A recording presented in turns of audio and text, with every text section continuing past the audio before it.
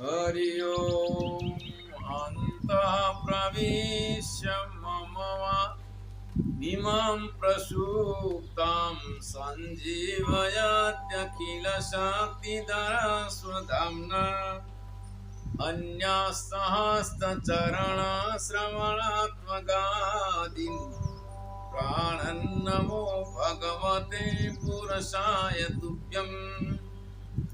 धर्मानुरागी सज्जन एवं मातृशक्ति परमात्मा की असीम कृपा से आज हम आरोग्य विषय का हमारा अनुभव संपूर्ण विश्व तक पहुंचाना चाहते हैं। मेरा नाम स्वामी निजानंद है और गुर्जर देश गुजरात देश मेरा जन्मभूमि है। मुझे आईबीएस की तकलीफ 30 साल की उम्र में हो गई थी। अभी वर्तमान में मुझे 36 साल की उम्र हो गई है, 66 साल की उम्र हो गई है। 36 साल से ये तकलीफ मुझे थी। जिस तकलीफ के लिए हमें एलोपैथी आयुर्वेदिक उपचार करवाया, लेकिन कोई राहत इतनी नहीं मिली। इसके बाद हमने उपवास शुरू किए, उपवास से लाभ मिले, लेकिन उपवास करते करते बीच में 4 साल हम केवल गाय के दूध पे रहे और उपवास निर्जल किए, कोई फूड सप्लीमेंट नहीं लिया। 3 दिन हमें कोमा में रहना पड़ा। अहमदाबाद के अंदर बाड़द हॉस्पिटल में, लक्ष्मी हॉस्पिटल बाड़द में माता आनंदानंद जी ने हमें वहां एडमिट किया था। और जब खून चेक किया तो खून के अंदर आया कि सारे न्यूट्रिशन जो है वो नीचे चले गए। आहार का अभाव से, और इसमें प्रदान करके नमक सोडियम नीचे चला गया। क्योंकि 4 साल दुग्धाहार हमने लिया था, इसमें नमक बिल्कुल नहीं लिया था, न कभी फल लेते थे, केवल गाय का दूध लेते थे। बाद में फिर हमने भोजन शुरू किया। अभी वर्तमान में भोजन ले रहा हूँ, तो फिर हमारा आईबीएस की तकलीफ बिना उपवास बढ़ गई। फिर उपवास शुरू किया तो साथ में हम फूड सप्लीमेंट भी लेना शुरू कर दिया। फूड सप्लीमेंट के अंदर एलोपैथी, होम्योपैथी और आयुर्वेदिक 3 प्रकार के लेने लगे। और कम से कम महीने के अंदर उपवास मेरा हो जाता है 5, 4, 5 या 6 और अधिक से अधिक बीच में 7। फिर जब कामाख्या में रहा तो वर्षितप किया था। जैन मत में वर्षितप में 1 दिन उपवास, 1 दिन भोजन, 1 दिन उपवास, 1 दिन भोजन। वर्षितप में मुझे बहुत लाभ हुआ। जैन मत में वर्षितप को बहुत बड़ा माना है, जैसे सनातन में भी उपवास की महत्ता बहुत अधिक माना है। और जैन मत भी एक हिंदुओं का ही मत है, क्योंकि जैन मतों का नाम रहन सहन सभी हिंदुओं से बहुत मिलता है। केवल साधारण मतभेद से वो जैन कहे गए। जैन शब्द की अर्थ है येन इंद्रियाणि जितानि इति जैन। जिसने इंद्रियों को जीता है वो जैन। और दूसरी बात है कि जो जितेंद्रिय नहीं है, इंद्रियों पर विजय प्राप्त नहीं किया है, लेकिन जो जैन परिवार में जन्मा है वो भी परंपरा से जैन का। अब इस उपवास के द्वारा मुझे आईबीएस के अंदर अभी मैं आयुर्वेदिक दवाई लेता हूँ, डाइस्टोन, और वो दवाई मुझे अनुकूल है। साथ उपवास भी करता हूँ, परंतु इस उपवास के साथ में कई अन्य लोग भी ठीक होने लगे।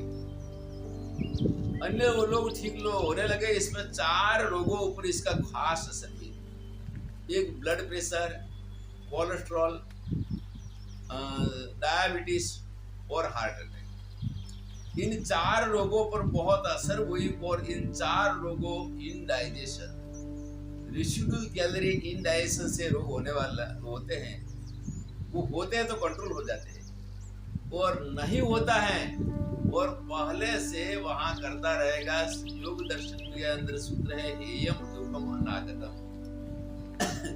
आने वाला दुख से हम कैसे बचे, इस विषय पर अगर पहले से करेगा तो ये रोगों से बच जाएगा और जीवन भर तक इसका खान पान भी बना रहेगा।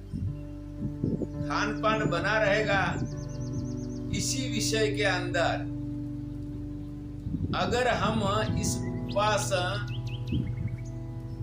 कर इन 4 रोगों से बचे, और पेट के रोग के लिए तो वहां अथर्ववेद का ही मंत्र है। अथर्ववेद से आयुर्वेद निकला है। तो चरक संहिता के अंदर महर्षि चरक कहते हैं कि उदर रोग वाले को लंघन के बिना कभी विश्व भर की दवाई से भी पूर्ण रूप से राहत मिलना संभव नहीं है। इसीलिए कहा प्रथमम लंघनम प्रोक्तम वमनम विरेचनम। लंघन के अंदर निर्जल या केवल पानी पे, और बड़ी उम्र में केवल पानी के साथ में होम्योपैथिक सप्लीमेंट ले सकता है, जिसके अंदर एनर्जी 0 होती है। फूड सप्लीमेंट के अंदर विटामिन मिनरल ट्रेस एलिमेंट होते हैं और एनर्जी 0 होती है। हमारे पोषक तत्व 6 हैं: protein, fat, carbohydrate, vitamin, mineral और ट्रेस एलिमेंट। तो एक करके हम प्रथम इस बात पर विचार करें। प्रोटीन, तो प्रोटीन ग्रीक शब्द है। प्रोटीन का अर्थ ग्रीक भाषा में होता है प्रथम। और हम जो भोजन लेते हैं इसका मुख्य स्रोत को एलिमेंट कहते हैं। और विटामिन, मिनरल, ट्रेस एलिमेंट की कमी अगर कोई रह जाए हमारे खाद्य पदार्थ में, और इसकी वहां जरूरत होती है मिलीग्राम और माइक्रोग्राम में। 1 ग्राम का 1000वां भाग मिलीग्राम, और मिलीग्राम का भी 1000वां भाग माइक्रोग्राम। परंतु उनकी भी एक अलग रोल है। दूसरी ये भी बात है कि ये फूड सप्लीमेंट बहुत गरीब लोग नहीं लेते और हेल्दी है। तो वैज्ञानिकों ने विज्ञान बनाया है, तो भगवान ने क्या बनाया? तो जगत भगवान ने बनाया है, और गरीबों के लिए भगवान ने कंसेशन कर दिया।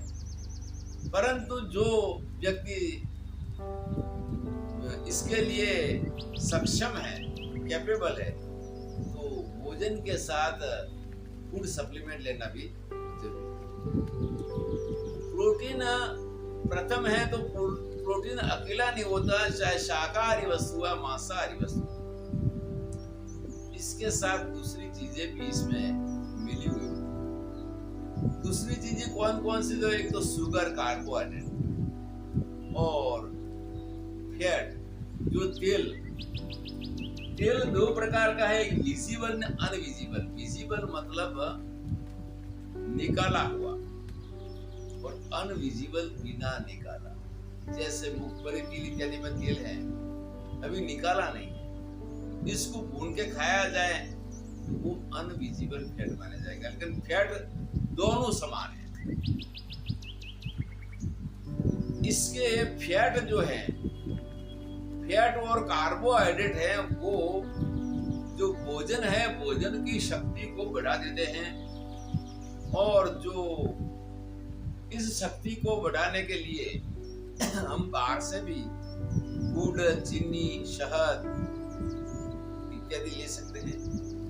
और तेल तो हमारे भोज्य पदार्थों के अंदर पड़ता गिरता है। तेल है, घी है, मक्खन है, ये सारा फैट भी हम बाहर से ले सकते हैं।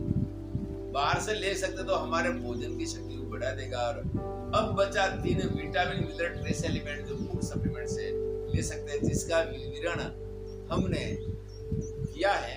और साथ साथ इस सप्लीमेंट के लिए एक विभाग का अलग अलग डॉक्टर ने भी अपना अभिप्राय दिया है, क्योंकि बिना डिग्री कोई भी सप्लीमेंट लिखना का नाम लिखना ये राजकीय अपराध है। ये करके डॉक्टर ने भी हमें सहयोग दिया है। अब प्रथम हम बात करते हैं कि जो हमारा खाद्य पदार्थ है, खाद्य पदार्थ के अंदर प्रोटीन कितना चाहिए। तो प्रोटीन के लिए बताया है कि हमारा जितना शरीर का वजन है, इतना प्रोटीन, इतना ग्राम, जितना किलो वजन है, इतना ग्राम प्रोटीन चाहिए। 60 किलो वजन है तो 60 ग्राम प्रोटीन कम से कम प्रतिदिन चाहिए। और प्रोटीन की अधिक मात्रा शाकाहारी वस्तुओं में ऊंचा में ऊंचा प्रोटीन है सोयाबीन का, जिसमें 43 ग्राम प्रोटीन रहा हुआ है, और दूसरी के अंदर प्रोटीन की मात्रा कम है। फिर भी कठोल के अंदर काफी है, जो मूंग के अंदर 24 ग्राम है, उड़द में 24 ग्राम है, अरहर में 22 ग्राम, चना में 17 ग्राम, ऐसे अलग अलग है। और चावल में 6 ग्राम, गेहूं में 12 ग्राम, गेहूं, बाजरा, मकाई इत्यादि में 12-13 के बीच में है, वो आगे पीछे नहीं है। तो ये प्रोटीन की कमी से हमें आज कई प्रकार के रोग और बुढ़ापा जल्दी आ गया। परंतु ऐसे प्रोटीन वाली वस्तु में जैसे सोयाबीन में सबसे ज्यादा प्रोटीन है, सोयाबीन में स्वाद कम है, और अधिक से अधिक गरीब लोग सोयाबीन को लेते हैं। सोयाबीन की वड़ी है जिसके अंदर तेल निकालने के बाद में इसमें प्रोटीन की मात्रा और बढ़ जाती है, 52 ग्राम हो जाती है। इंडिया के अंदर 13 ग्राम है और इसमें 4 गुना प्रोटीन इसमें रहा हुआ, और सस्ता भी है। ये करके प्रोटीन की पूर्ति के लिए हमें एक तो भोजन में प्रोटीन पूरा लेना चाहिए, और अच्छा भोजन करने के लिए हमें उपवास अति आवश्यक है, और इस उपवास के लिए हमें प्रति सप्ताह एक उपवास करने से ये रोग से बच जाएंगे।